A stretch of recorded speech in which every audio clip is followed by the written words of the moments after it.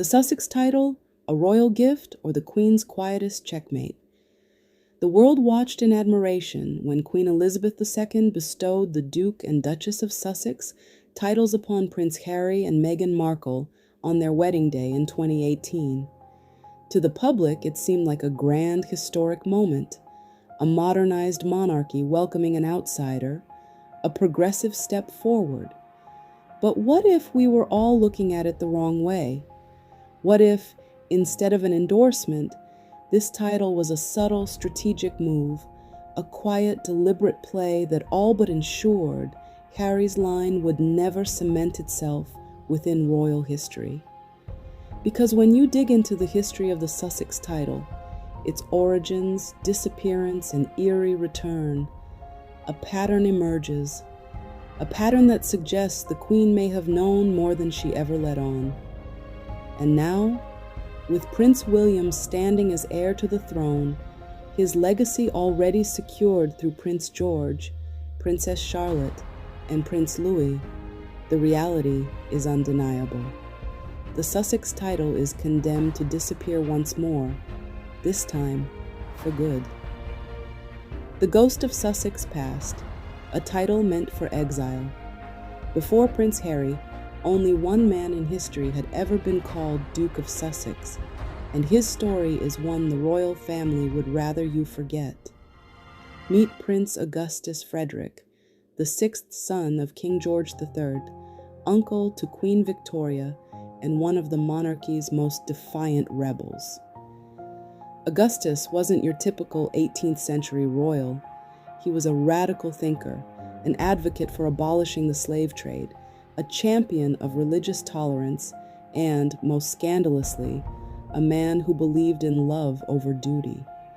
Unlike his royal brothers, Augustus refused to enter a political marriage.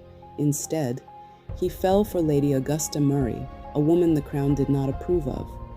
And in 1793, without permission from the king, they married in secret in Rome.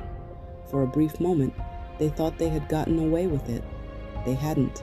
King George III soon found out, and he was furious. By 1794, the marriage was declared null and void under the Royal Marriages Act of 1772.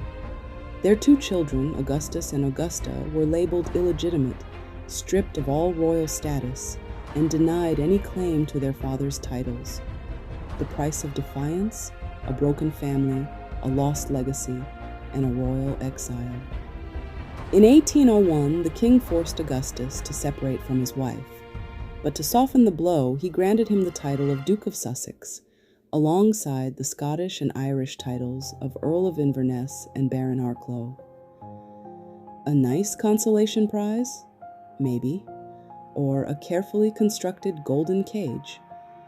Because with no legitimate heirs, the title of Duke of Sussex died with him in 1843. Gone.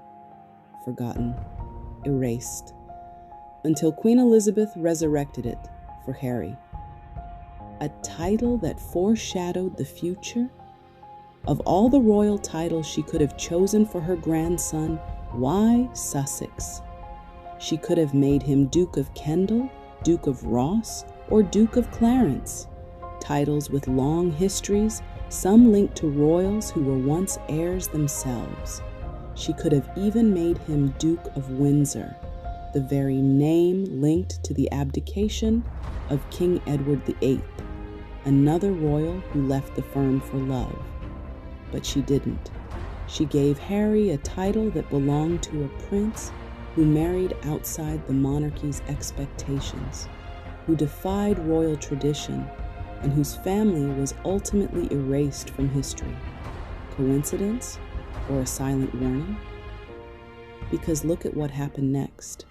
Like Prince Augustus, Harry married a woman outside royal tradition. Meghan, an American, a divorcee, an actress, and a woman of color, was not the traditional royal choice. Like Prince Augustus, Harry's marriage created controversy. The media, the institution, and the public debated whether Meghan fit into royal life. Like Prince Augustus, Harry eventually distanced himself from the monarchy. In 2020, he and Meghan stepped back from royal duties, choosing freedom over royal obligation. Like Prince Augustus, Harry's children have uncertain royal status. Archie and Lilibet were born without HRH titles, echoing how Augustus's children were once denied recognition. And the biggest clue of all, the Sussex title has never been passed down. Just as Augustus's title died with him, Harry's dukedom will likely die with him too. But there's an even deeper reality at play here. A title with no heirs, no future, no place in the monarchy's long game. If the Queen had wanted to solidify Harry and Meghan's place in royal history, she could have chosen a hereditary title that carried weight. But she didn't. She chose Sussex, a title of exile. The Queen's subtle omissions. A title meant to disappear? And then there's this little detail. When Prince Augustus was given his dukedom, he was also named Baron of Arklow. But when the Queen revived the Sussex title for Harry, that Irish title was missing. Why? Why bring back a title without fully restoring it? Unless she never meant for it to last. A title given, not as an honor, but as a placeholder, a title that would fade away once more. The Duchess of Sussex, a title never before given. Here's another strange twist. Despite being Duke of Sussex, Prince Augustus's second wife, Lady Cecilia, was never granted the title of Duchess of Sussex. Instead, Queen Victoria gave her a completely different title, Duchess of Inverness, which means Meghan Markle is the first Duchess of Sussex in history, a groundbreaking moment or a symbolic reminder that the Sussex marriage, past and present, has always stood outside the full embrace of the monarchy? The final clue, a title that dies twice? The first Duke of Sussex was a man who lived outside royal norms, married against the rules, and left no lasting dynasty.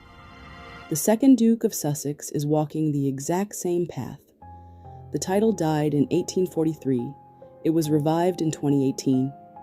And now, with Harry and Meghan stepping away from royal duties, their children without royal titles, and their future fully outside the monarchy, the title seems destined to die again. Did Queen Elizabeth know this all along? Was the Duke of Sussex title a royal gift? Or was it a carefully placed checkmate in the long game of the monarchy? A monarchy secured, a Sussex fate sealed. Unlike previous generations where a second-born prince could still be seen as a spare, William's line is unquestionable. The heir has been born. Prince George will one day be king. The second and third in line are already here, Princess Charlotte and Prince Louis. Even in the unlikely event of drastic changes to the monarchy, William's legacy is untouchable. And Harry's? Drifting further and further into obscurity. Even Archie and Lilibet's royal future remains uncertain. Their births were never witnessed by a royal physician, breaking centuries-old protocol. Even Queen Elizabeth had her children's births certified. This breach of royal tradition has fueled theories and speculation, with some even questioning whether the Sussex children exist at all. Yet history has already shown what happens to unrecognized royal children.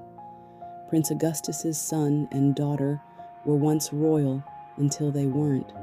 Their names were erased from royal records. Their claims were stripped. And if history is any indication, Archie and Lilibet's titles will fade away, just as Augustus's children's did. Because history repeats itself. And just as the first Duke of Sussex's bloodline disappeared from the royal landscape, so too will Harry's. The monarchy is a centuries-old institution, one that has withstood wars, abdications, scandals, and betrayals. With William's succession sealed, the Sussex title has become nothing more than a name that will vanish once more in the fullness of time. The Queen's final move, the sharpest mind in the room. Now let's be clear, this isn't a coincidence. Queen Elizabeth II was no fool. She wasn't a passive observer of history. She wrote it. She knew the monarchy, its traditions, and its survival better than anyone else. 70 years, 7 decades on the throne, a lifetime of sacrifice, strategy, and duty.